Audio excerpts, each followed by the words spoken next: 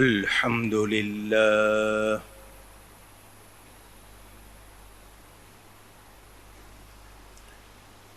الحمد لله رب العالمين والعاقبة للمتقين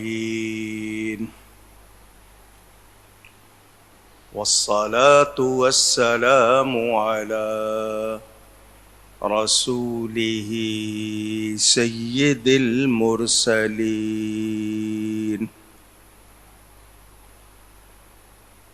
رحمة للعالمين شفيع المذنبين سيد الأولين والآخرين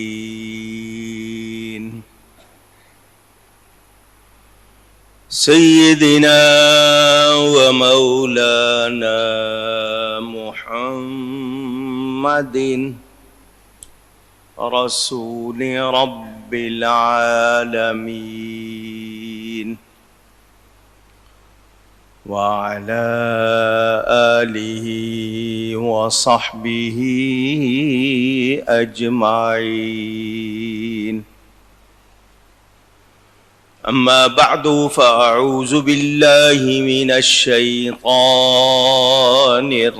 الرجيم بسم الله الرحمن الرحيم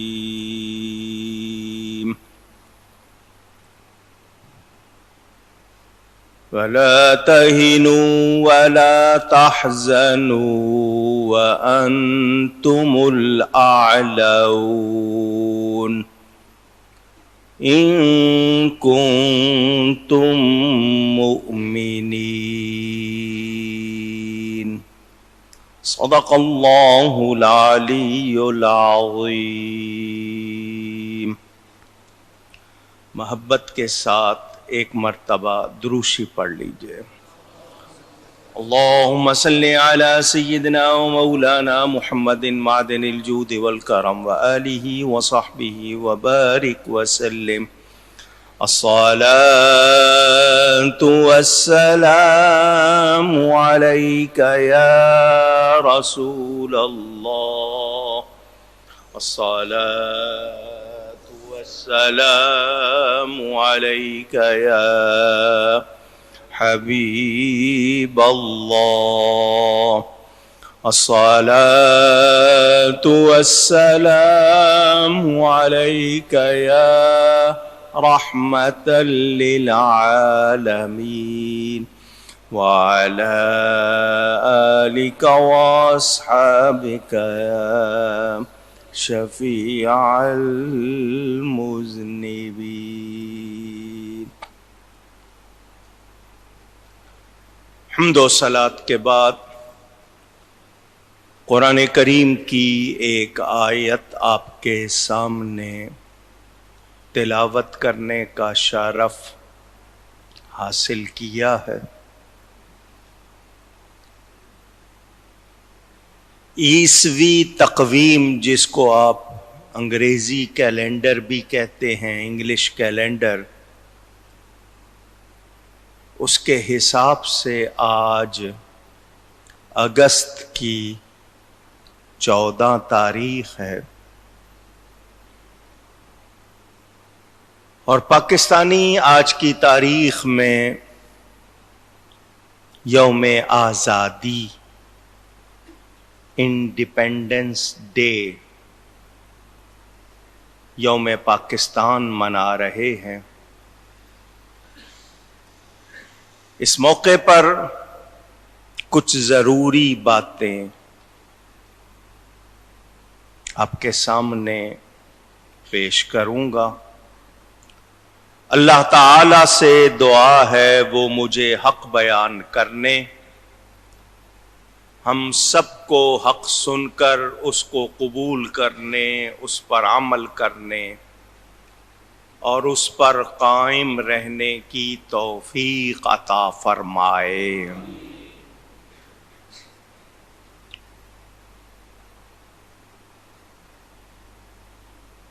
قرآن کریم ہمیں یہ بتاتا ہے زمین و آسمان اور جو کچھ ان میں ہے وہ اللہ کا ہے، اللہ نے بنایا ہے، مالک حقیقی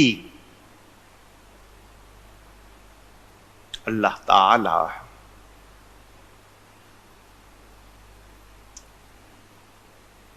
اس زمین پر بسنے والے انسانوں نے شروع سے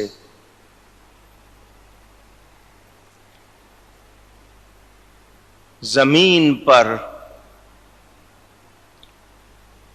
جب تک اللہ تعالی کی فرما برداری کی، اس کا حکم مانا، کہنا مانا،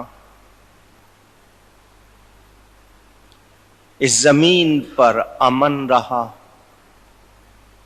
اس زمین سے انہیں اللہ کی نعمتیں وافر یعنی بہت زیادہ اور آسانی سے ملتی رہیں۔ جب انسان نے اس زمین پر اللہ کی نافرمانی شروع کی تو اس زمین پر جو کچھ ہوا اس کی تاریخ بھی بہت حد تک لکھی گئی اور دنیا کے سامنے ہے۔ جب سب کچھ اللہ تعالی کا ہے، اللہ کے لیے ہے،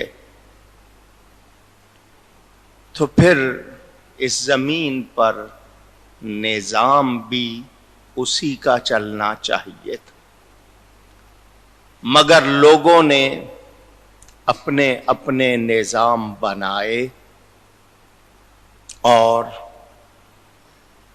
اپنے اپنے نظام بنا کر انہوں نے اللہ تعالی کے احکام سے روگردانی کا مطلب منہ پھیرا۔ انسانی تاریخ تقریباً 10,000 سال کی بتائی جاتی ہے۔ کائنات کب سے ہے کوئی شمار نہیں، کروڑوں اربوں خربوں کتنے سال ہو گئے اللہ ہی جانتا ہے، مگر جو انسانی تاریخ تھوڑی بہت ملتی ہے اس کا اندازہ تقریباً 10,000 سال، حضرت آدم علیہ السلام سے لے کر اب تک۔ میرے پیارے نبی پاک صلی اللہ علیہ وآلہ وسلم تمام نبیوں کے آخر میں تشریف لائے، وہ آخری نبی ہیں، ان پر سلسلہ نبوت ختم ہو گیا۔ اب ان کے بعد کسی قسم کا کوئی نبی ہرگز نہیں ہو سکتا، سوچا بھی نہیں جا سکتا۔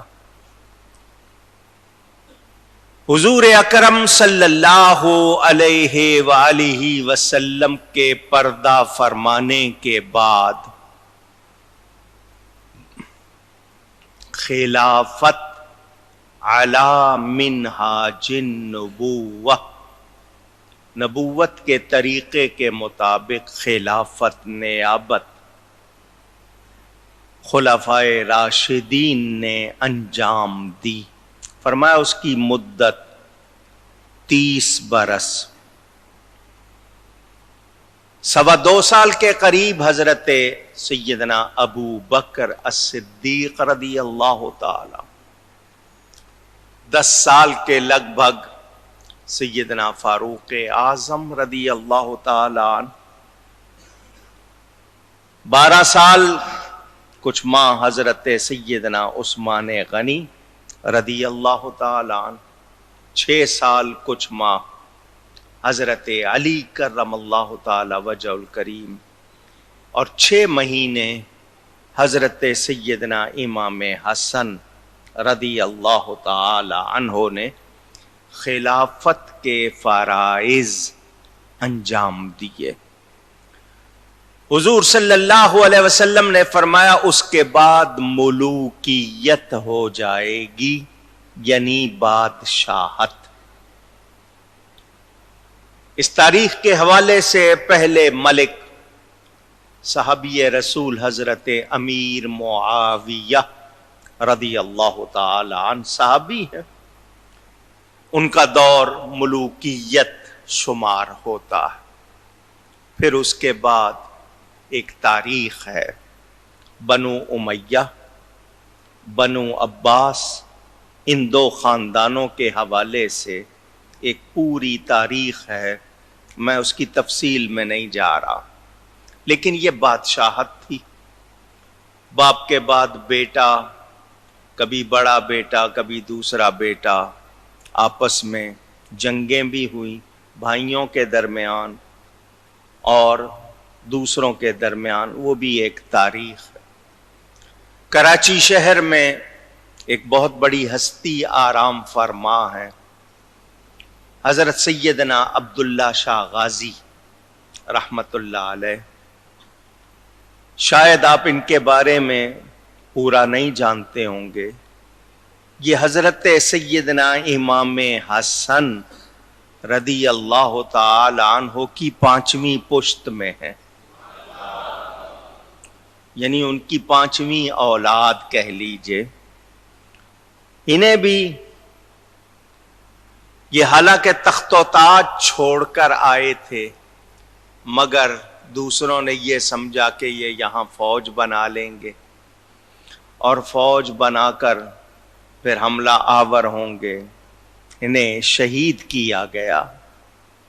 1200 سال سے زیادہ عرصہ ہو گیا، کراچی کے کنارے پر آرام فرما ہیں اور کراچی کو جانے کتنی بلاؤں سے بچائے ہوئے ہیں، وہ سبب بنے ہوئے ہیں۔ اللہ تعالی ان کے صدقے ہم سب پر کرم فرمائے۔ مختلف خاندان مختلف علاقوں میں حکومتیں کرتے رہے، خلجی تھے، تغلق تھے، کتنے تھے، سلجوق تھے۔ تاریخ ملتی ہے منگول ایک قوم تھی، کیا دبدبا تھا ان کا، کیا اس وقت ان کا رعب تھا۔ انہوں نے حکومت کی، آج اس منگول کا صرف نام رہ گیا، کوئی حکومت باقی نہیں۔ چائنا کتنی بڑی حکومت ہے، مگر منگول خاندان کا اب کوئی ذکر نہیں ملتا۔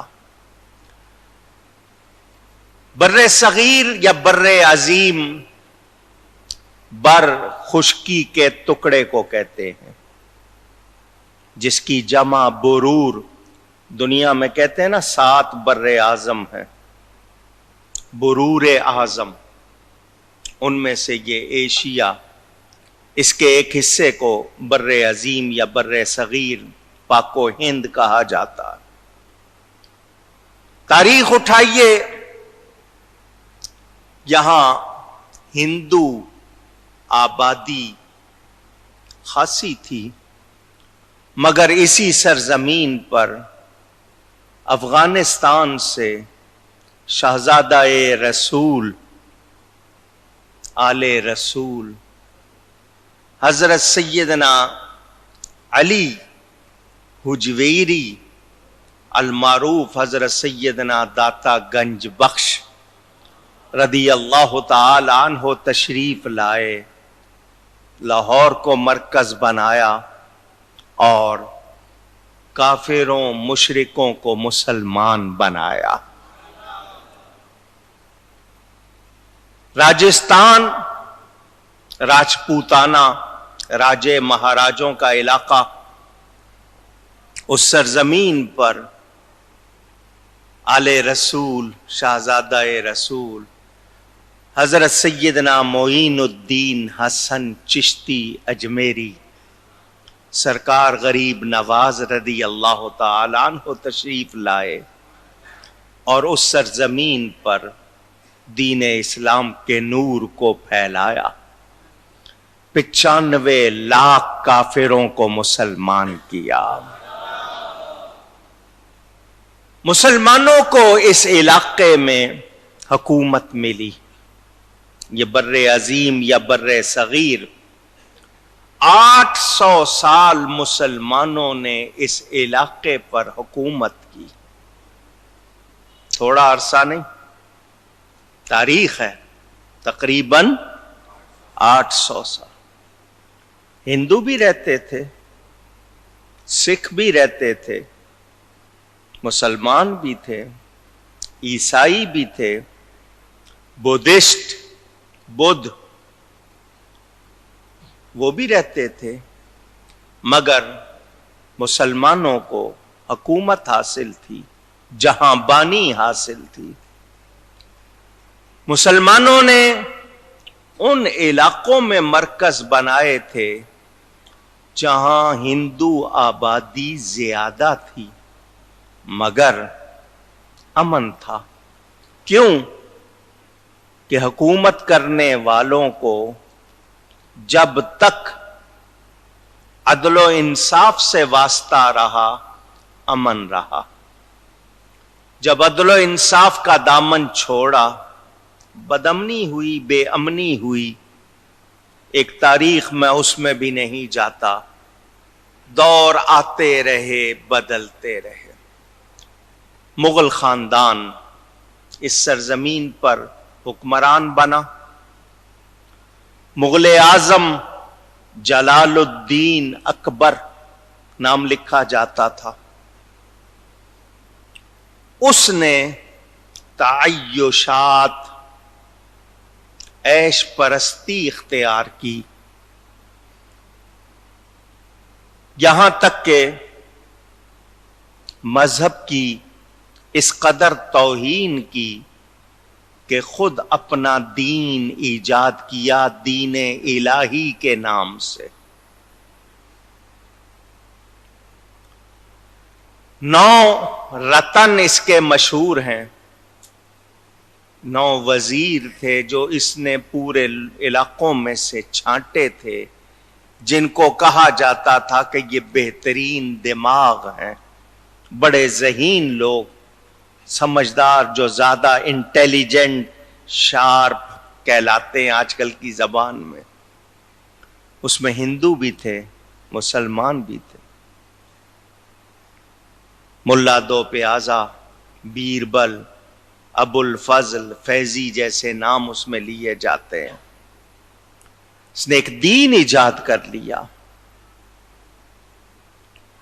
ہندوؤں سے تعلق کے لیے اس نے جو کام کیے وہ بھی تاریخ کا حصہ۔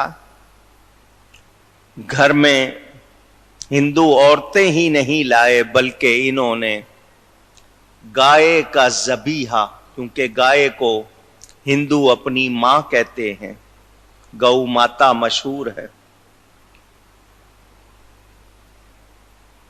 وہ پسند نہیں کرتے کہ اس کو مسلمان ذبح کریں، تو اس نے ان کی خوشی کے لیے گائے کا ذبیحہ ممنوع قرار دے دیا۔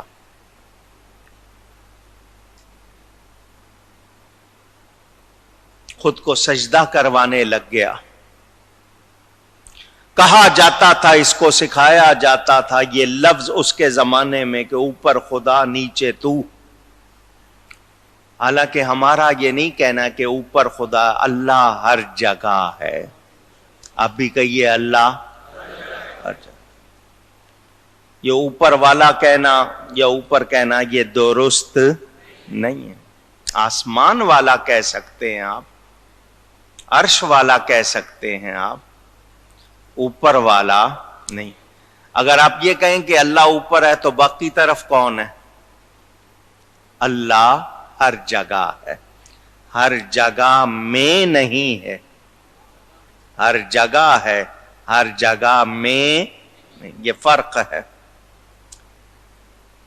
اس کو لوگوں نے کہا اوپر اللہ نیچے تو، ذل اللہ، اللہ کا سایہ۔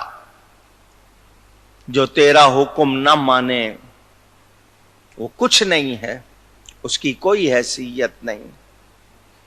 جب اس نے یہ باتیں پھیلائیں تو جیسا علامہ اقبال کہتے ہیں، شروع سے اگر دیکھو گے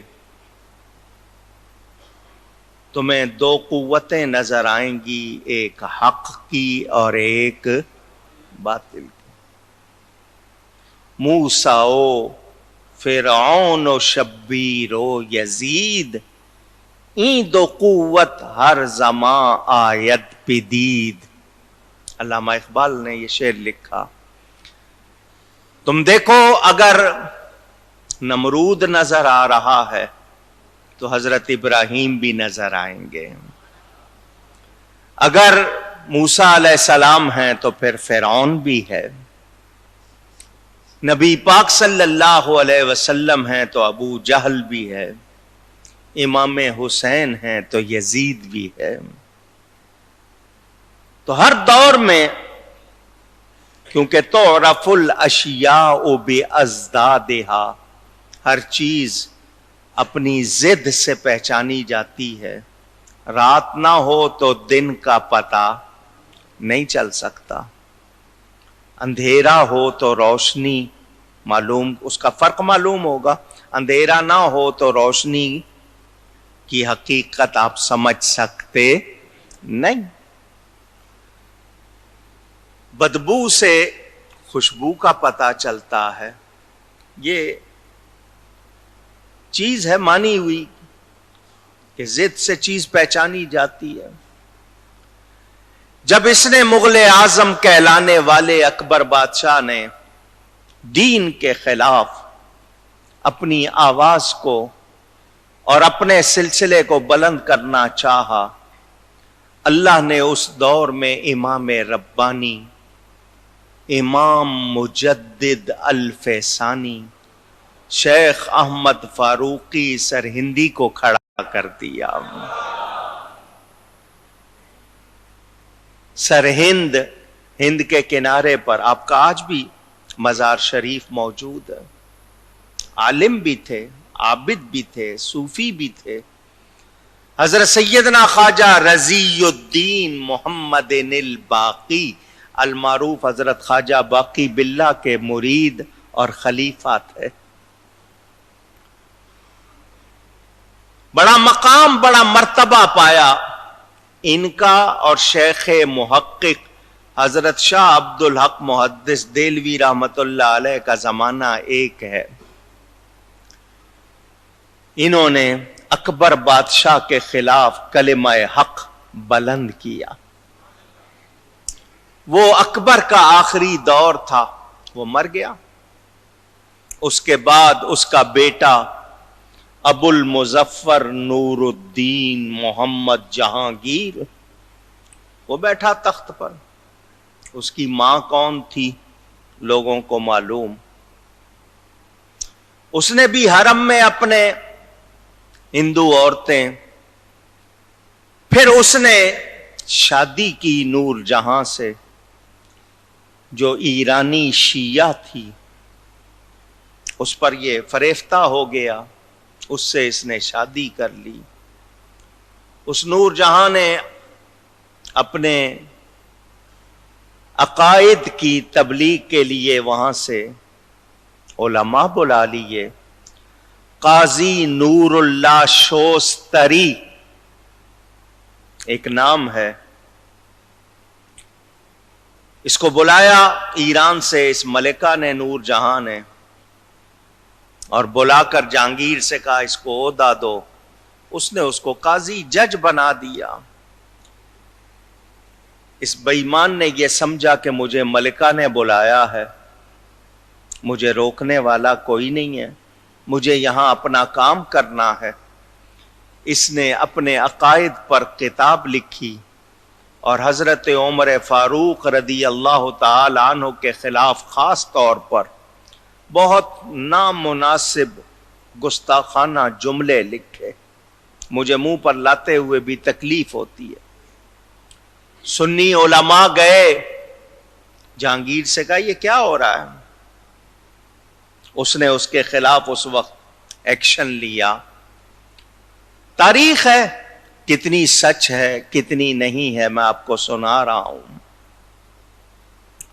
مسلمان عورتیں اور ہندو شادیاں ہونے لگ گئیں.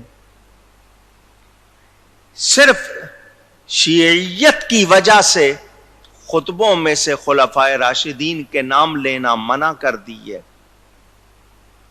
اس نے بھی اپنے آپ کو سجدہ کروایا. حضرت مجدد صاحب مشغول تھے پہلے ہی باپ کے خلاف، پھر بیٹے کے خلاف انہوں نے آواز بلند کی. جہانگیر نے ان کو قید کروا دیا، جیل میں ڈلوا دیا، پھر نظر بند کروا دیا. مگر اس مرد خدا نے اپنی آواز جاری رکھی، اور اللہ کا شکر کہ ان کی آواز میں اثر، کیونکہ بندہ جب اللہ کی رضا کے لیے نکلتا ہے تو پھر اللہ اس کی مدد کرتا ہے. یہ تاریخ جو سنائی ہے مختصر کر کے یہ ذرا ذہن میں رکھ لیں. دو قومی نظریہ، کہیے گا کہ ہندو الگ قوم ہیں، مسلمان اس کو کیا کہتے ہیں؟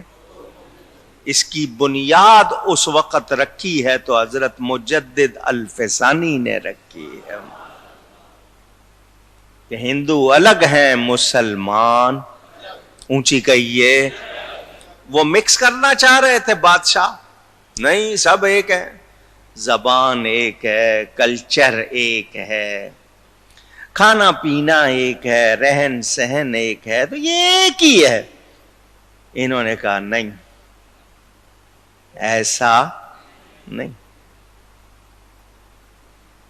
مسلمان الگ قوم ہیں، ہندو الگ قوم. یہ دو قومی نظریے کی بنیاد رکھی حضرت مجدد الفسانی. مگر یہ جو مغل بادشاہ تھے ان میں سے اکثر زیادہ تر عیش پرست تھے. جو دو نیک بادشاہ بتائے جاتے ہیں قدرے جو عبادت گزار تھے، ان میں ایک شاہ جہان کا نام ہے، ایک اورنگزیب عالمگیر کا نام. غیروں نے ان کے خلاف بھی بہت لکھا ہے.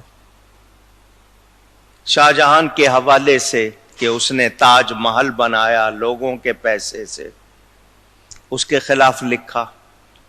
یہاں تک لکھا کہ جنہوں نے تاج محل بنایا ان مزدوروں کے ہاتھ کاٹ دیے تاکہ دوبارہ نہ بنا سکے.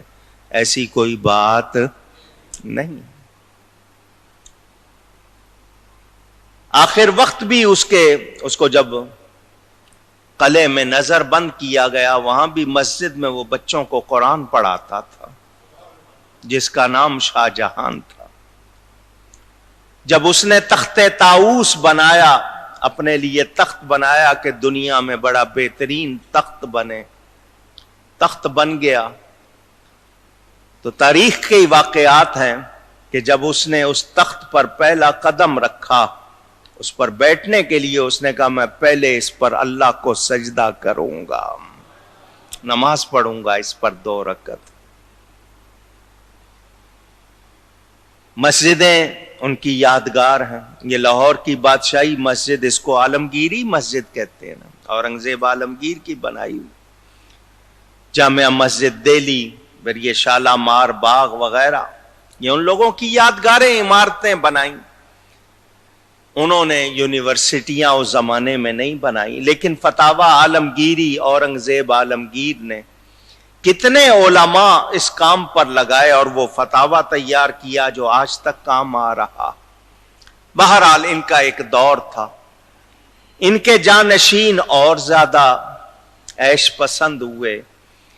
انہوں نے اپنے لیے جو کچھ پسند کیا اس کا نتیجہ یہ نکلا کہ ان کے ہاتھوں سے سلطنت نکلتی چلی گئی.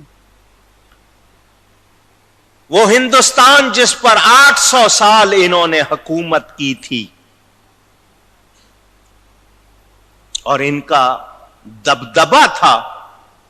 وہاں الگ الگ اسٹیٹس بنتی چلی گئیں. اودھ، لکھنؤ والے اس لفظ کو جانتے ہوں گے. اودھ ایک علاقہ پورا، تہذیب. شطرنج کھیلنا وہاں کے لوگوں کا مشغلہ. صبح دوپہر شام رات بیٹھے شطرنج، جس کو چیس کہتے ہیں، کھیلتے رہتے. بٹیر بازی، کبوتر بازی. نواب، دولت ملی ہوئی، جاگیریں ملی ہوئی، یہی کام کرتے تھے. اللہ کی پناہ. حیدرآباد، دکن،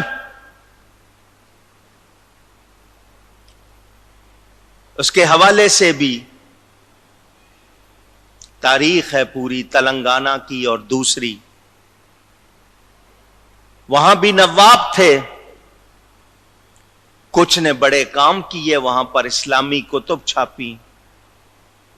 آج تک ان کا جامعہ نظامیہ عثمانیہ، وہاں کا جو یونیورسٹی ہے، وہ آج تک دنیا میں مشہور. 800 کالج آج بھی اس کے ساتھ ہے.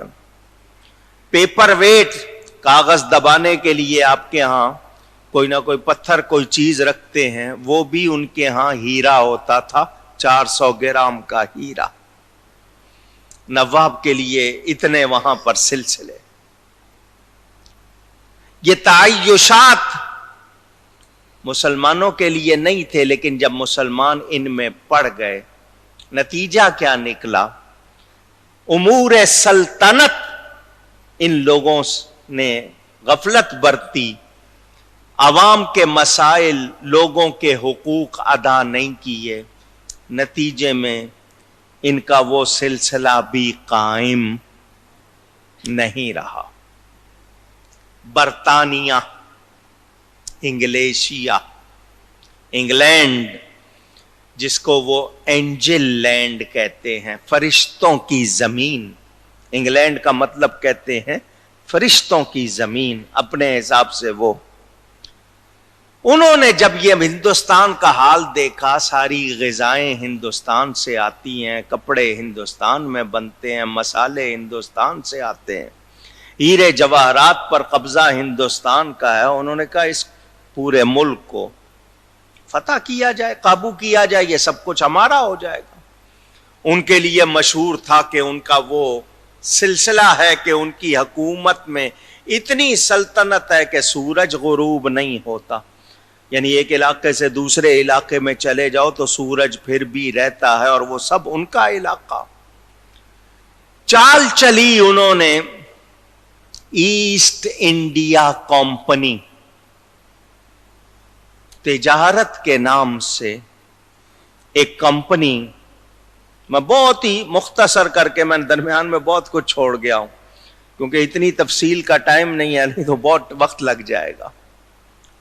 اس درمیان میں آپس میں لڑوانا یہ انگریز کا سب سے اہم اور کیا کہنا چاہیے خاص مشغلہ ہے کہ وہ کیا کرتے ہیں؟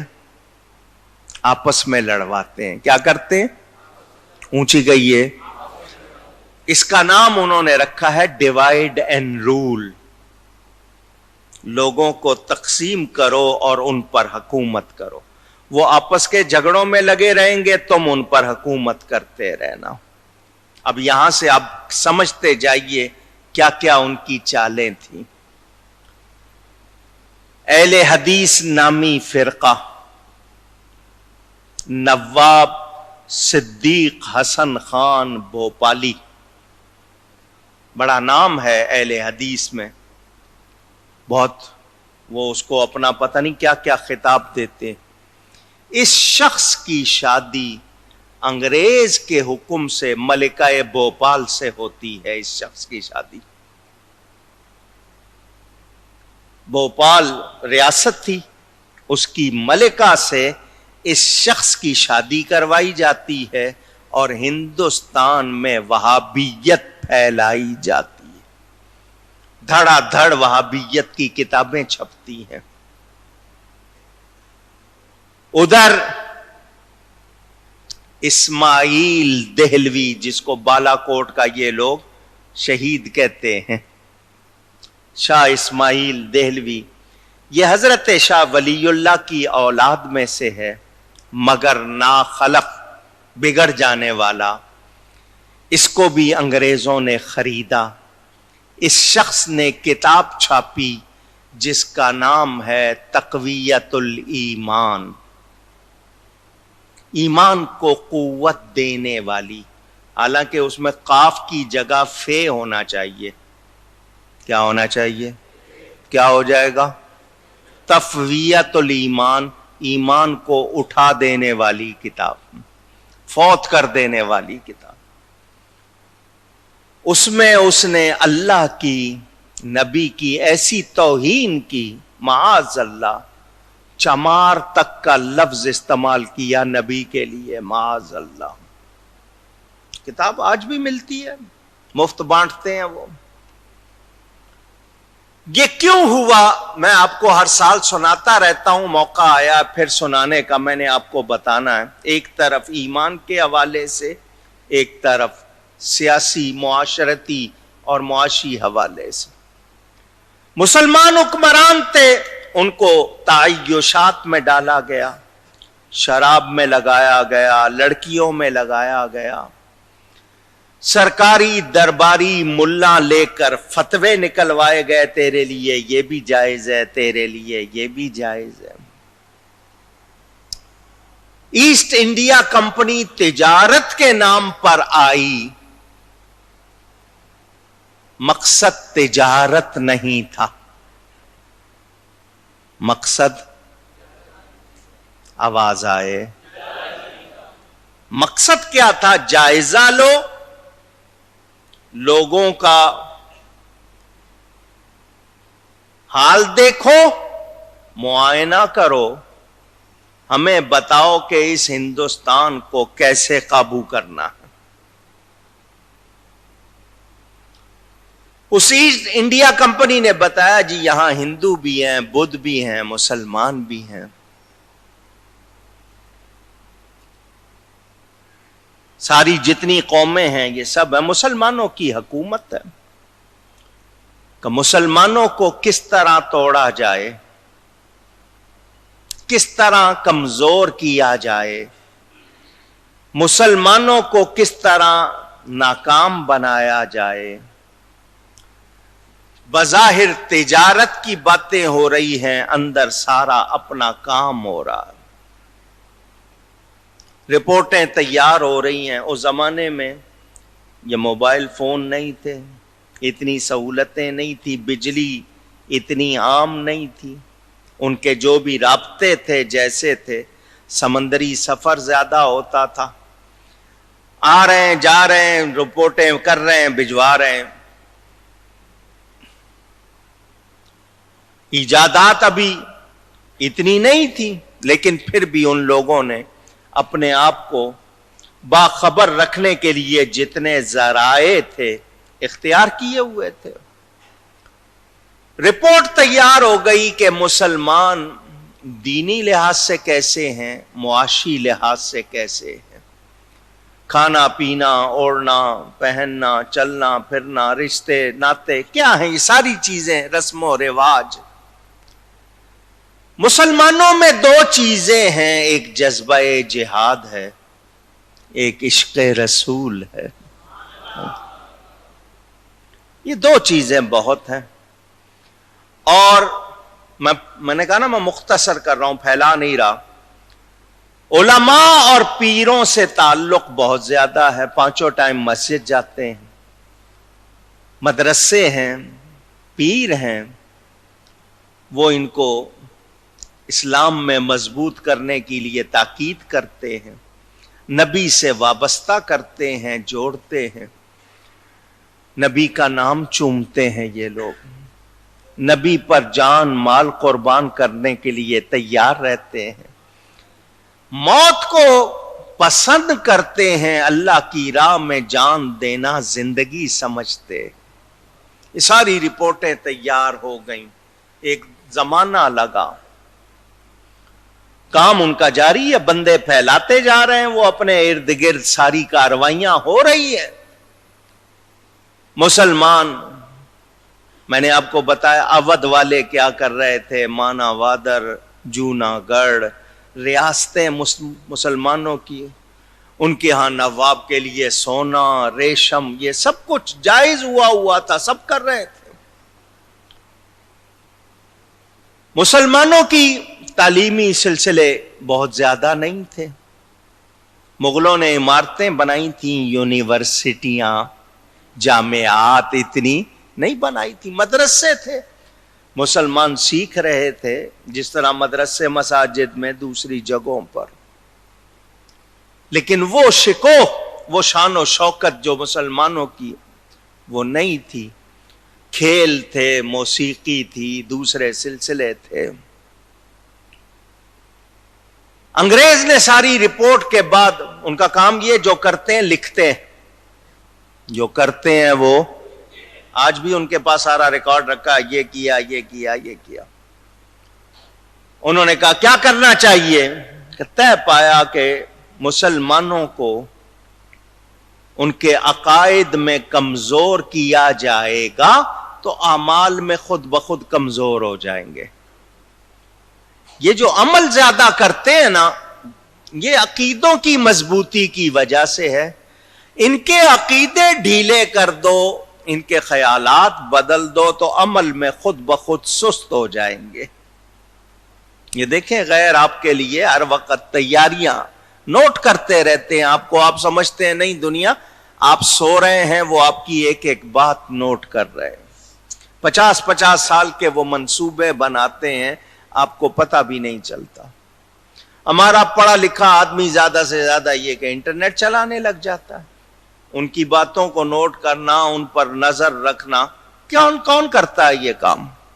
انہوں نے یہ سب کیا۔ آپ کے معاشرے میں پھیلے چیزیں پھیلائیں، یہ چائے جو آج آپ بڑے شوق سے پیتے ہیں، یہ انگریز نے پلائی ہے آپ کو، انعام دے کر پلائی ہے کہ یہ پیو تو میں انعام دیں گے، عادت ڈالنی تھی اس کی آپ کو۔ یہ کرکٹ آج بڑے شوق سے کھیلتے ہو، یہ انگریز نے کھلائی ہے آپ کو۔ آپ کے ہاں کیا کھیلتے؟ تیر اندازی تھی، دوڑ تھی، تیراکی تھی، یہ چیزیں تھیں جو جسم کو مضبوط، یہ کھیل انہوں نے دیے اور آپ نے ان کی ساری چیزیں لے لی ہیں، اپنی ساری چیزیں چھوڑ دی ہیں۔ یہ پھیلائی گئی، کیوں؟ آپ کو کھیل کود میں لگایا جائے، آپ کو موسیقی میں لگایا جائے، تماشوں میں لگایا جائے، تاکہ آپ پڑھنے لکھنے محنت کی طرف دھیان نہ جائے۔ آج آپ ٹی وی دیکھتے ہوئے اذان کی پرواہ نہیں کرتے کہ ان کی محنت ہے، یہی تو وہ چاہتے تھے کہ آپ کے اندر سے یہ چیزیں کم ہو جائیں، ایسی چیزیں دکھاؤ کہ یہ خود بخود عبادت سے، مسجدوں سے دور ہوتے جائیں۔ یہ شیعہ، یہ دیوبندی، یہ سب انگریز کی سازشیں ہیں۔ سارے مسلمان سنی تھے، سارے مسلمان اونچی، جو شیعہ تھے وہ اس علاقے کے وہ ایسے نہیں تھے جو دور، شروع میں جو خارجی تھے وہ شروع سے خارجی، مگر یہ جتنے ہیں فتنے، یہ یہاں پر انگریز نے پھیلائے ہیں۔ کیوں؟ آپ لوگوں کو آپس میں لڑا کر مسجد اور مدرسے کو کمزور کیا جائے، مولوی اور پیر کے خلاف کیا جائے، تاکہ لوگوں کا رابطہ ان سے ٹوٹے اور لوگوں کے اندر دین نہ آئے۔ سازش سمجھ رہے ہیں؟ اس کے لیے انہوں نے کام کیا۔ انہوں نے کہا مولوی پیروں کی ضرورتیں، کمزوریاں ڈھونڈو۔ انہوں نے کہا جی مولوی حضرات جو مسجدوں میں، مدرسے میں، ان کی کمزوری پیسہ ہے، ان کے پاس پیسہ نہیں ہے، فاقے کرنے پڑتے ہیں ان کو۔ پیروں کے پاس سلسلے چلتے ہیں، لوگ جاتے ہیں، لنگر بھی چلتے ہیں، ان کا معاملہ پیسہ نہیں ہے، لیکن ان کے ہاں یہ ہے کہ ان کو اگر جاگیریں دی جائیں، زمینیں دی جائیں، اس طرح ان کو قابو کیا جا سکے۔ انگریز نے کہا خریدو، مولویوں اور پیروں کو اونچی. کیا بات ہے؟ آواز کیوں نہیں آ رہی؟ زور سے کہو نا ایک مرتبہ. خریدو. میں نے کیوں کہلوایا آپ سے؟ آپ سوچیں. آج پاکستان میں آپ یوم آزادی منا رہے ہو، مگر ذرا پچھلی تاریخ پر تھوڑی سی نظر ڈالو. آپ ملکہ برطانیہ اس زمانے میں جو بھی تھے، وہ ان کے جارج پنجم تھے یا کون تھے، تاج برطانیہ مشہور، حکم آیا مولویوں پیروں کو خریدو. بہت اچھا جی. علماء اور پیروں سے ملاقاتیں کی گئیں. آپ کو کیا چاہیے؟ آپ کو 10 روپے ماہانہ ملتے، ہم آپ کو 100 روپے ماہانہ دیں گے. اس زمانے کا 100 روپیہ بڑی چیز تھا. آج سے 40 سال پہلے بھی 100 قیمت تھی، آج نہیں ہے. آج 1000 اور لاکھ کی بھی قیمت نہیں ہے. میں نے وہ وقت دیکھا ہوا، 100 کا نوٹ کوئی نکالتا تھا تو 2-3 آدمی کہتے تھے یار دکھانا، بڑے دن سے دیکھا نہیں ہے. اب 100 روپیہ بچے کے لیے بھی کوئی چیز نہیں. یہ چاندی کا 1 تولے کا سکہ آپ کا، یہ باقاعدہ وزن میں لوگ ناپ لیتے تھے اس سے چیزیں. 1 روپیہ عیدی ملتی تھی، بچے کو سارا دن کھاتا تھا، ختم نہیں ہوتا تھا. اسی پاکستان میں 1000 روپے تک کی بات گئی اس زمانے میں. 600 روپیہ ماہانہ اشرف علی تھانوی کو ملتا تھا. کیوں؟ اس لیے کہ دین کی خدمت کر رہے ہو. دین کی خدمت کے لیے پوچھ رہا ہوں کہ تم دین کا کام کر رہے ہو لہذا تمہیں پیسے دیں تم زیادہ کرو. نہیں، آج سے تمہیں یہ پیسے ملیں گے، اب تم نے ہمارا کام کرنا. مولوی اور پیروں کے لیے جب حکم آیا خریدو، الحمدللہ ایک بھی سنی نہیں بکا. اللہ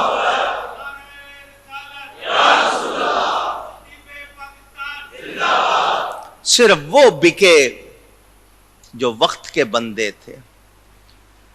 ان لوگوں کی وہ تحریریں جو انگریز کی ملاقات سے پہلے کی ہیں اور بعد کی ہیں، آپ کے سامنے فرق دیکھ لو.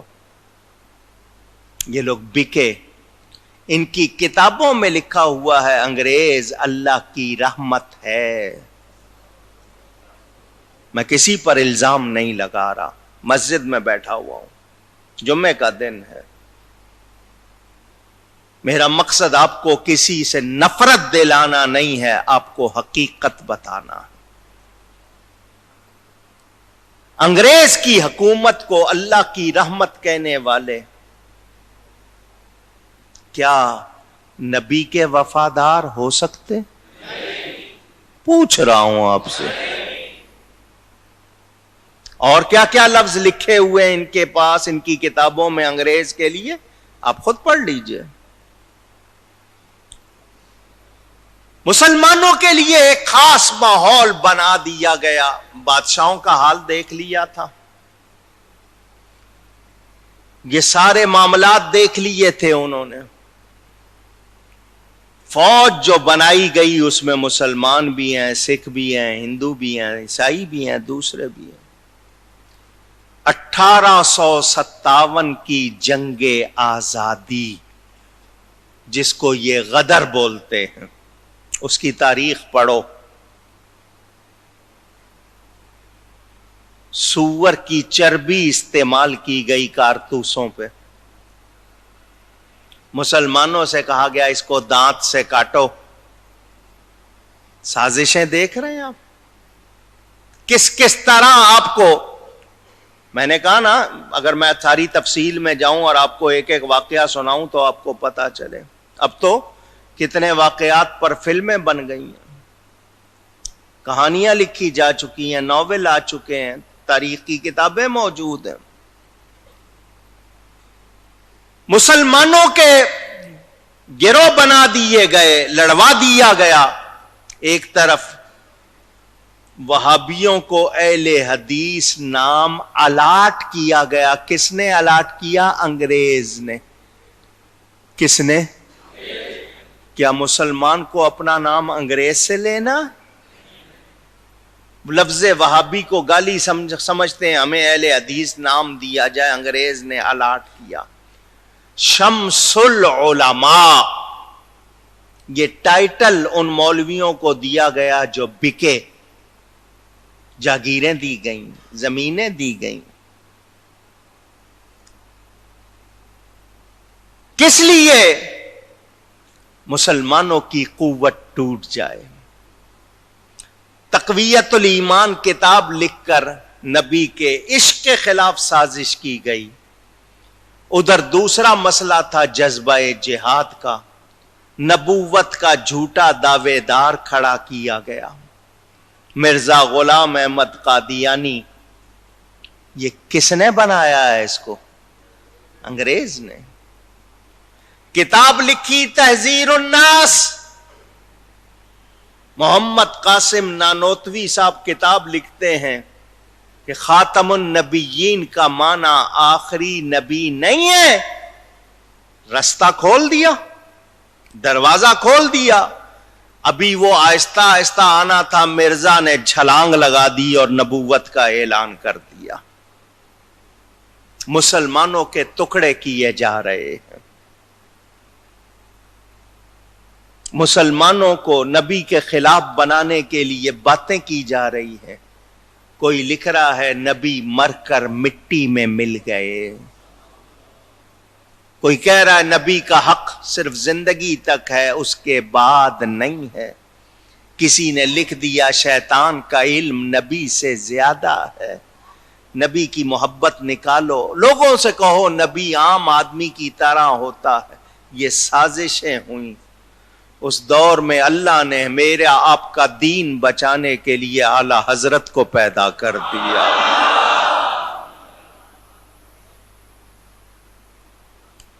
وہ بمبئی، دہلی، لکھنؤ، حیدرآباد، آگرہ سب جگہ سے فتنے آ رہے تھے. وہ بریلی کے بوریے پہ بیٹھ کے لکھ رہے ہیں سب سے اولا و اعلی ہمارا. 2 سطروں کا سوال آتا ہے، 100 صفحے کی کتاب بن کے تیار ہو رہی ہے.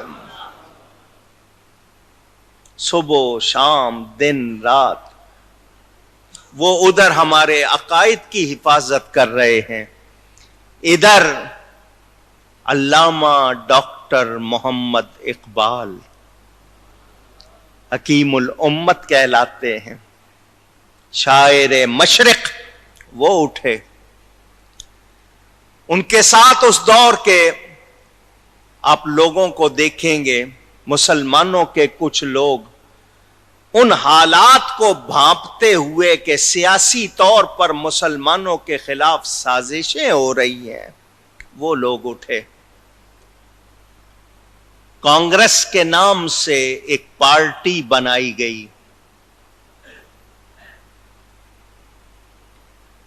جنوبی افریقہ میں رہنے والا گاندھی، وہ وہاں سے بلایا گیا. جواہر لال نہرو یہ دوسرے ان کی طرف سے جمع ہوئے. ادھر محمد علی جناح جو وکالت کرتے تھے بیرون ملک، ان کو بھی بلا لیا گیا اور مسلم لیگ کی بنیاد رکھی گئی. آل انڈیا مسلم لیگ ایک جماعت تھی. ان لوگوں نے شروع میں اپنے جو بھی جتنے اجلاس ہوئے، محمد علی جوہر، مولانا شوکت علی، ادھر دوسرے لوگ بھی تھے ان کے ساتھ، بہت سارے نام ہیں، میں سب کے نام نہیں لے رہا، سب لگے رہے. تحریک موالات. پھر ادھر ترکی میں جو مسلمانوں کی خلافت تھی اس کے خلاف انگریز نے چال چلی. محاذ کھولتے ہیں نا. حجاز مقدس، مدینہ منورہ، مکہ مکرمہ، اس کے ارد گرد کے علاقے کیا کہا جاتا تھا؟ حجاز مقدس کیا کہا جاتا تھا؟ وہاں پر ترکی کے جو سلاطین تھے، سلطان تھے، ان کا سلسلہ تھا، اس کے خلاف سلطنت عثمانیہ، اوتھمن ایمپائر کے خلاف سازش کھیلی. لارنس آف عربیہ، پورا ایک واقعہ تاریخ ہے. وہاں پر بھی مسلمان اہل سنت کو توڑ کر دوسرے لوگوں کو لایا گیا. وہاں سے بھی یہی عشق رسول کو مٹانے کے لیے کیا کچھ کیا گیا. قبرستان گرائے گئے، صحابہ کے اہل بیت کے مزار ڈھائے گئے، مسلمانوں کا خون حلال قرار دے کر وہاں پر کیا کچھ ہوا وہ بھی ایک تاریخ ہے.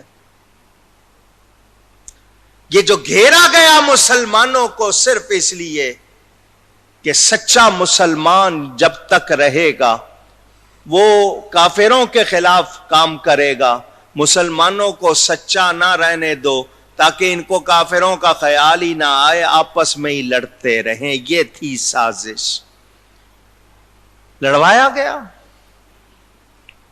فتووں کے نام پر، کس کس چیز کے نام پر کیا کیا کاروبار ہوئے، ایک تاریخ ہے. مسلم لیگ شروع میں اپنی قیادت میں آدمی تو تھے ان کے پاس، مگر ان کی فکر میں وہ پختگی نہیں تھی. سیالکوٹ کے قریب نارووال ہے، نارووال کے قریب علی پور شریف ہے، پنجاب کا علاقہ. ایک روحانی پیشوا گزرے ہیں، حضرت سیدنا پیر جماعت علی شاہ صاحب، نام سنا ہوگا آپ نے. علی پوری سادات کا گھرانہ ہے، بزرگ گھرانہ. وہ حضرت پیر جماعت علی شاہ صاحب اٹھے اور محمد علی جناح سے ملے. اس کو سمجھا، کہا تو اکیلا کچھ نہیں کر سکتا. اگر تم لوگوں نے یہ سمجھا مسلم لیگ کر لے گی، کچھ نہیں جب تک اللہ کی مدد نہیں ہوگی. فرمایا میں مسلمانوں کی نمائندگی کرتے ہوئے آج سے تیری حمایت کرتا ہوں.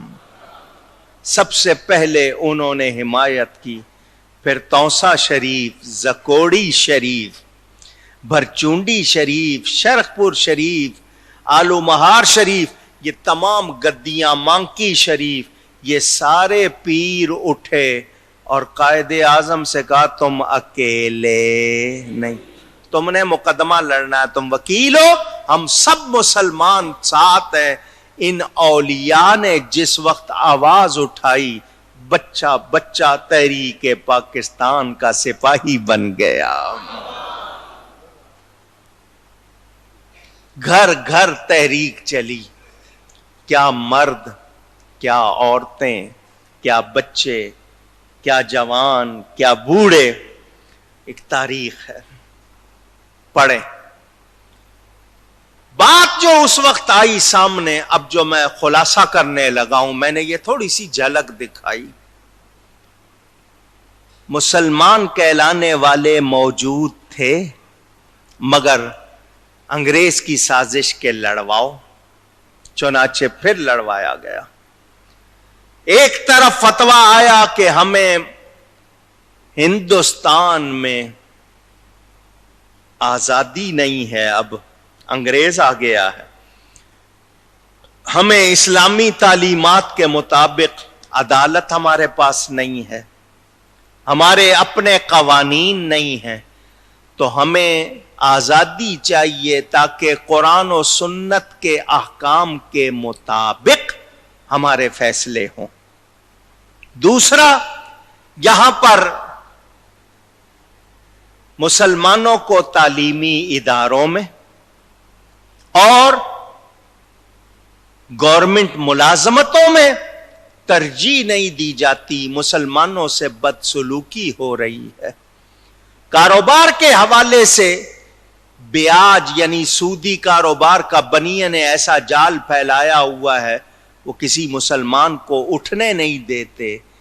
تو ہمیں دینی آزادی کے لیے اور معاشی خوشحالی کے لیے الگ ملک چاہیے. کیا چاہیے؟ اونچی کہیں. جھنڈا ہمارا ہے، ہمیں الگ ملک چاہیے، آزادی چاہیے جہاں قرآن و سنت کے مطابق عدلیہ فیصلے کرے، جہاں ہمارے اپنے ہی معاملات ہوں.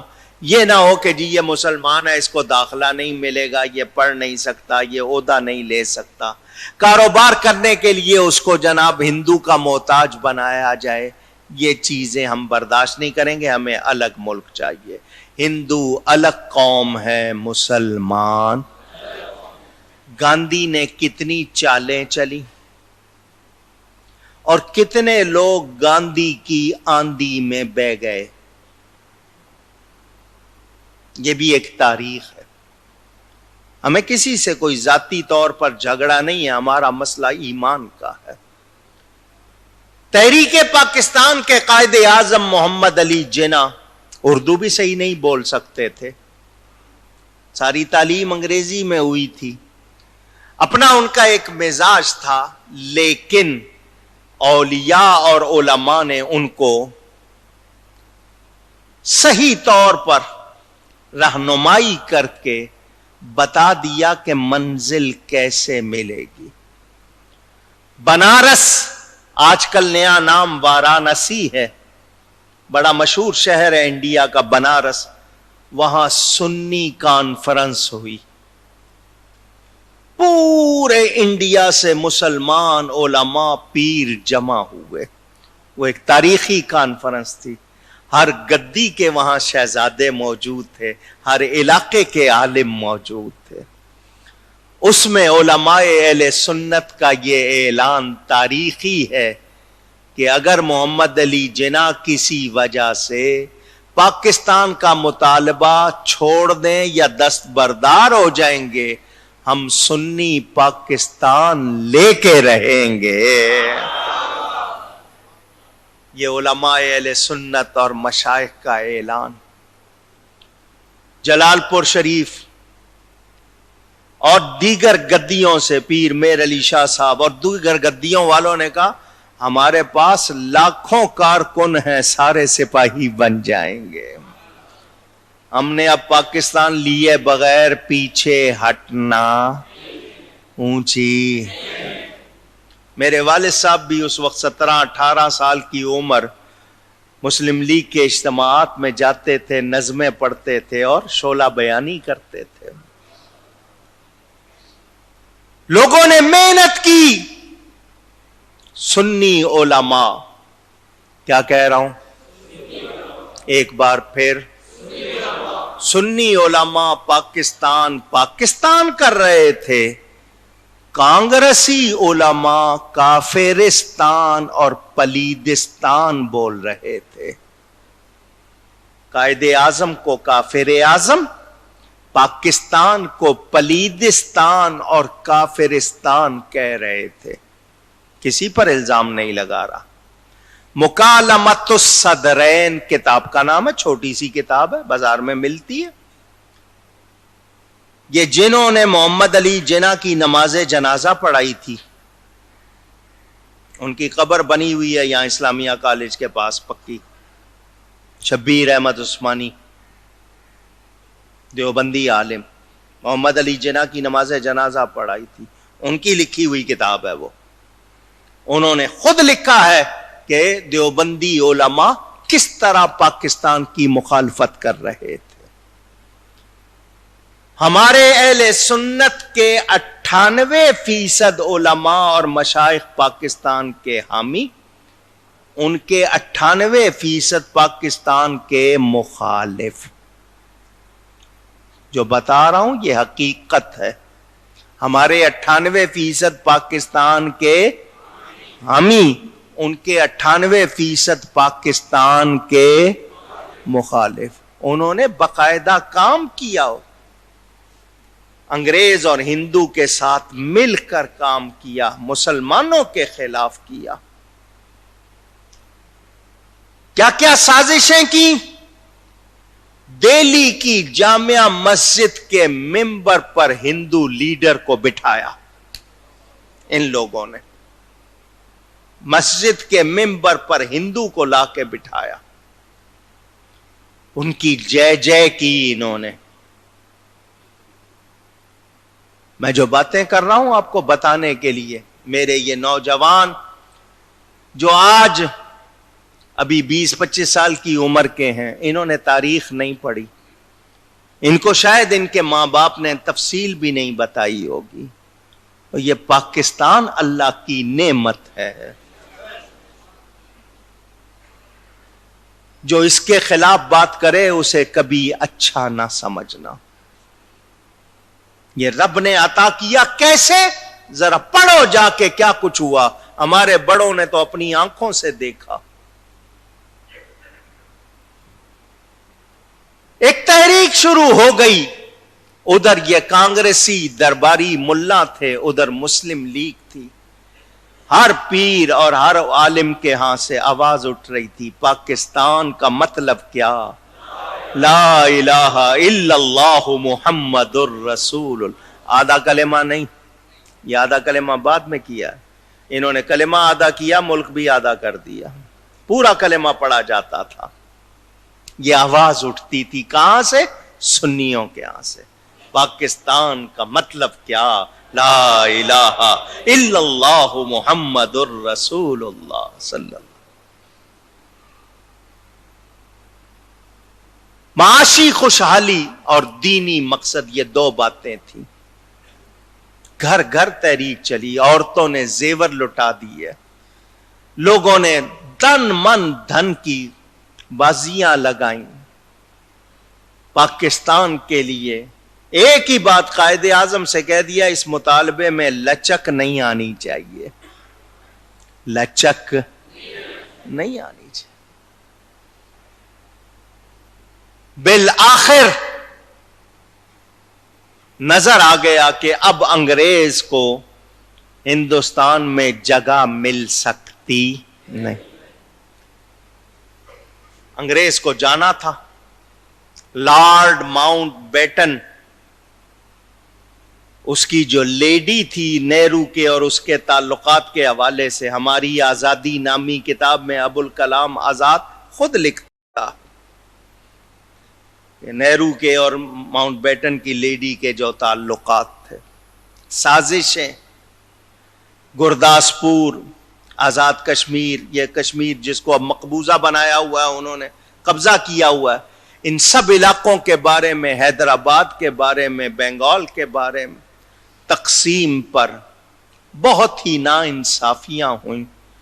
بالآخر 15 اگست 1947، کون سی تاریخ؟ 15 اگست 1947، 27 رمضان کو پاکستان کا اعلان ہو گیا۔ اللہ تعالی نے یہ ملک عطا کیا۔ ٹرینوں کی ٹرینیں کاٹی گئیں، انسانوں کو گاجر مولی کی طرح کاٹا، سکھوں نے، ہندوؤں نے۔ ایسے نہیں ملا ہے یہ وطن۔ کتنی خواتین زندہ کنوؤں میں چھلانگ لگاتی رہیں اپنی پارسائی بچانے کے لیے۔ نوجوانوں، آج پاکستان کے خلاف باتیں کرنے والے لوگ اٹھاتے ہیں، ان کو نہیں پتا یہ ملک کیسے ملا ہے۔ یہ اولیاء کا فیضان ہے، یہ نبی کے نام کی برکت ہے، یہ اللہ کی عطا ہے، یہ ہمارا پاکستان ہے، یہ ہم سب کا پاکستان ہے، یہ ہمارا وطن ہے، ہماری پہچان ہے۔ ہمیں اس سے محبت ہونی کتنی ہونی چاہیے، یہ فیصلہ آپ نے کرنا۔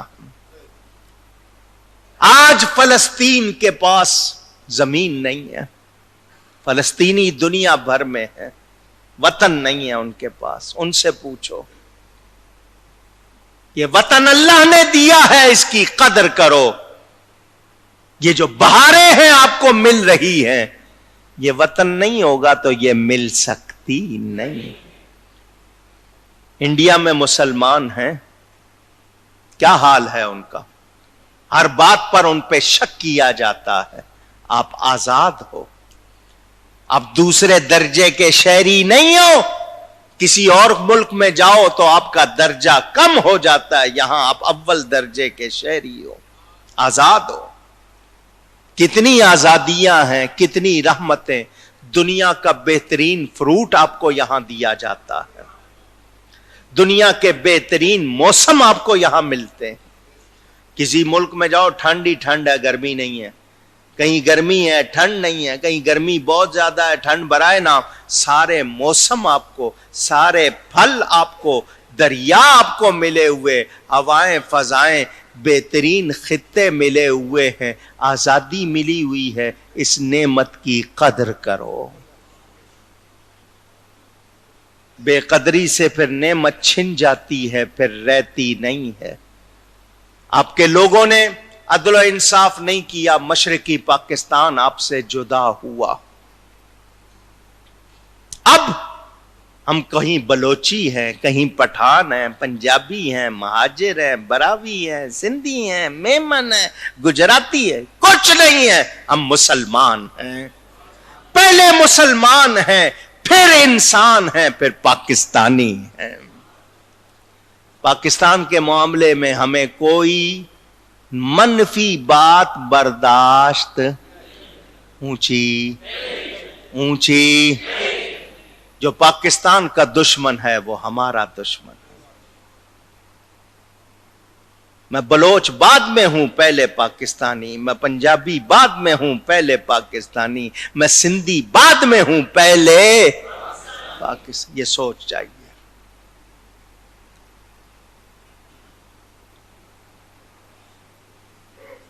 میرا ایک رشتہ اللہ سے ہے، ایک رشتہ اللہ کے بندوں سے ہے، ایک رشتہ اپنے وطن سے ہے، اور وطن کی محبت ایمان سے ہے۔ یہ تو نبی کے نام پر ملک بنا ہے۔ پاکستان، پاک لوگوں کی جگہ۔ پاکستان کا مطلب اونچی، تو ہمیں پھر پاکوں کی طرح رہنا چاہیے۔ 15 اگست کو یوم آزادی منایا جاتا تھا، پہلے 3-4 سال یہی ہوتا رہا، پھر انڈیا بھی چونکہ اسی دن مناتا تھا، تو پاکستانی گورنمنٹ نے کہا ہمیں فرق کر لینا چاہیے، انہوں نے ایک دن پہلے کر لیا۔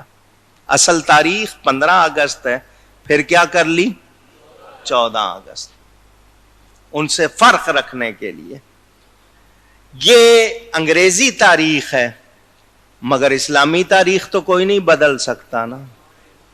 اس دن جمعۃ الوداع تھا، 27ویں شب تھی، رمضان میں نزول قرآن کی رات تھی۔ جس طرح قرآن ہمیشہ کے لیے، اس کی برکت سے انشاءاللہ پاکستان بھی ہمیشہ کے لیے۔ میں نے آپ کو باتیں سنائی پاکستان بنانے میں، میرے والد صاحب، آپ کہیں گے آپ کے والد صاحب، کوئی کہیں گے میرے دادا، کوئی کہیں گے میرے پردادا۔ تاریخ میں نام آتا ہے تو آپ سوچتے ہوں گے یار ہمارا بھی نام ہوتا۔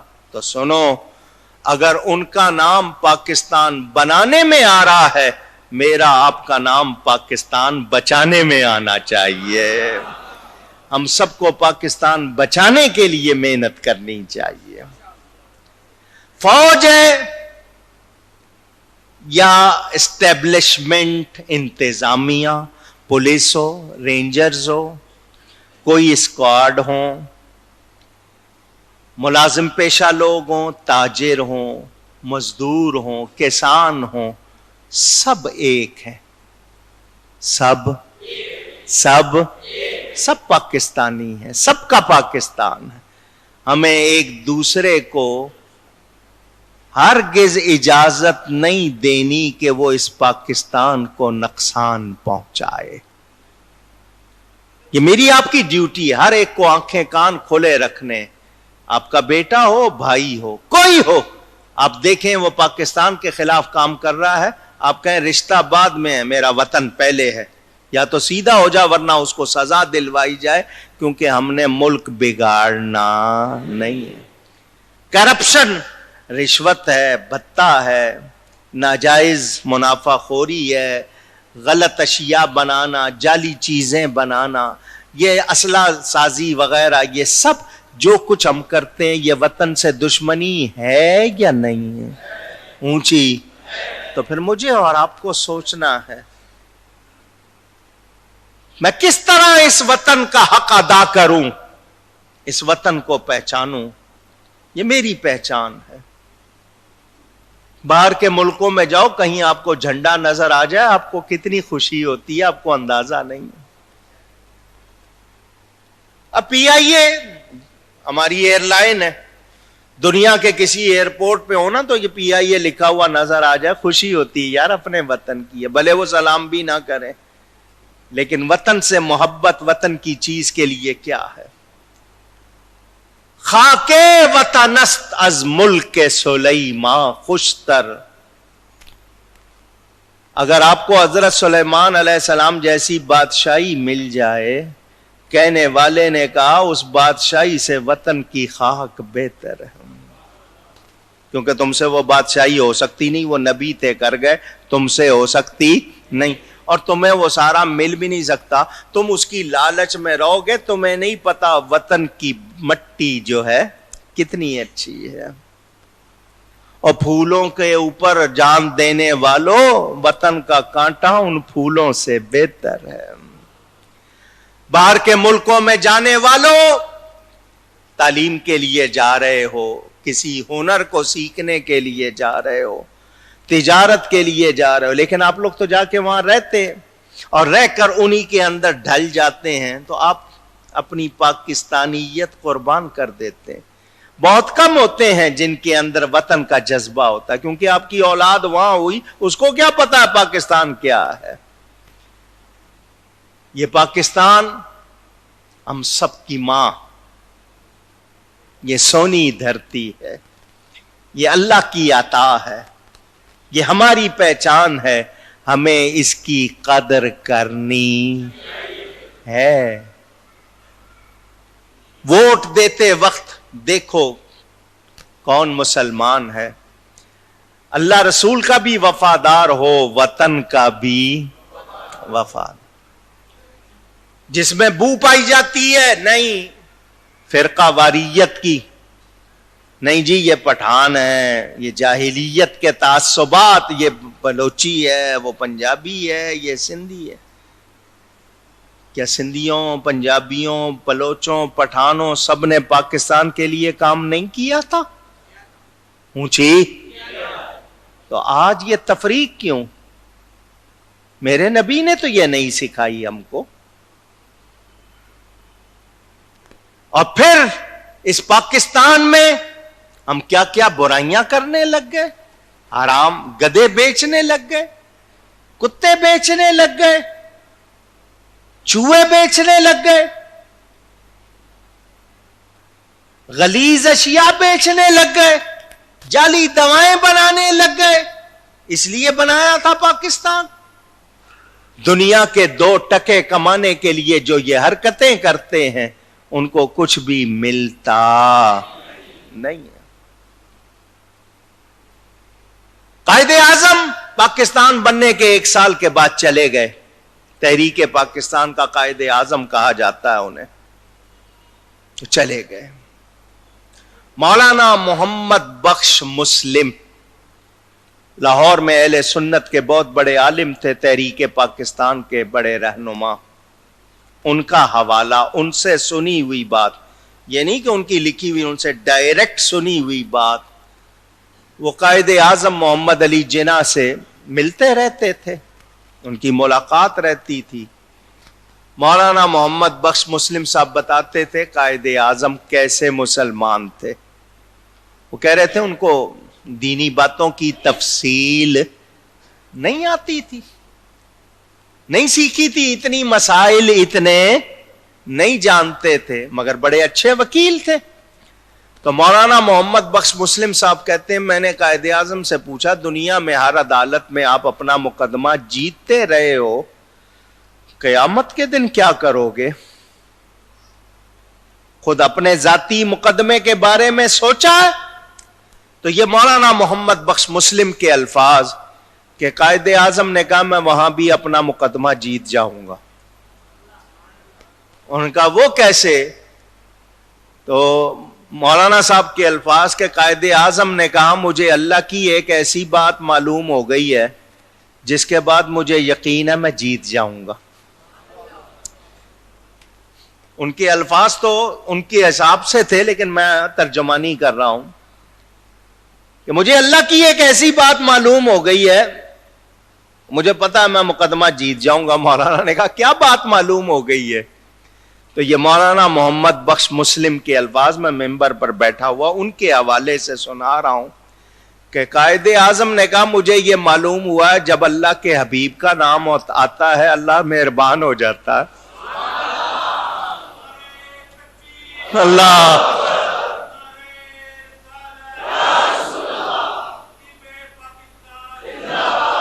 جب اس کے حبیب کا نام آتا ہے وہ مہربان ہو جاتا ہے تو میں وہاں اس کے حبیب کا نام لے کر اپنا مقدمہ جیت جاؤں گا.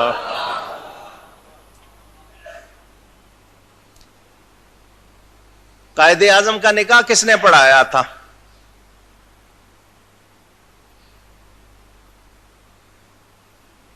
حضرت مولانا عبد العلیم صدیقی صاحب کا نام سنا؟ پوچھ رہا ہوں. مولانا شاہ احمد نورانی کے والد نام سنا؟ ان کے بھائی مولانا احمد بشیر خوجندی انہوں نے نکاح پڑھایا تھا ان کو. علماء اہل سنت سے جو تعلق پیروں سے میں نے آپ کو بتایا وہ انتقال کر گئے 1 سال کے بعد. اس کے بعد جو لیڈر تھے سامنے وہ اپنے معیار کو برقرار نہیں رکھ سکے. انگریز نے دیکھا پاکستان بن گیا, اگر یہ لوگ جم گئے تو پھر تو بڑی قوت بن جائیں گے. انہوں نے یہاں پر بھی دخل اندازی کی اور آج تک ان کی دخل اندازی جاری ہے.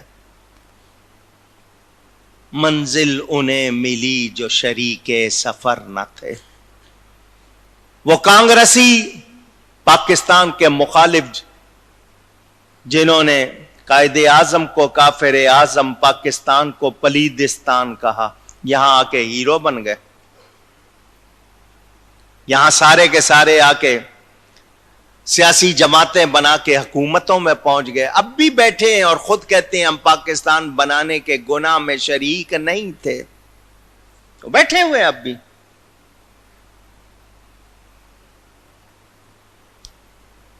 لیکن مجھے صرف ایک پیغام دینا ہے.